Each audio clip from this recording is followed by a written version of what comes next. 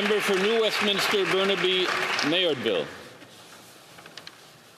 I thank the Honourable Prime Minister for his speech. I want to talk more about affordability and the measures our government is proposing to help Canadians across this country. The past 5 years have seen difficult times. A global pandemic, wars and geopolitical instability, and that caused market crashes, and strained relations between historic international allies, including our own relationship with our neighbours down south. I welcome the proposal of a middle-class tax cut that will save a two-income family up to $840 a year.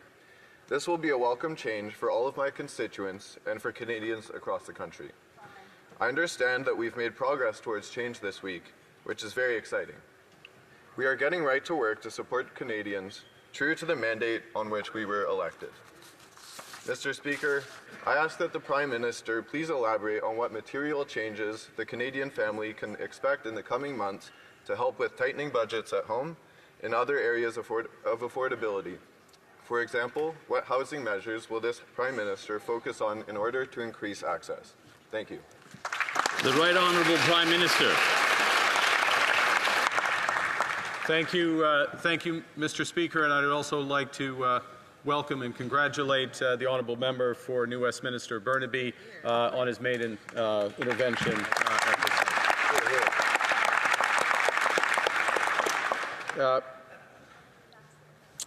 This government begins by focusing on affordability. That's why the first item that we've tabled is that middle-class tax cut that the honourable member referred to, a tax cut that will save up to $840 per year for every two-earner tax-paying family in this country. Up to 22 million Canadians will benefit from this measure. But rightly, the focus of the question, Mr. Speaker, is on housing and housing affordability.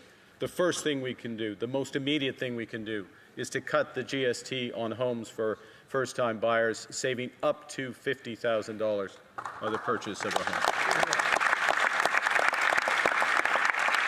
But ultimately, fixing the housing crisis requires a dramatic increase in housing supply, and that's why we need to catalyze major investment in housing.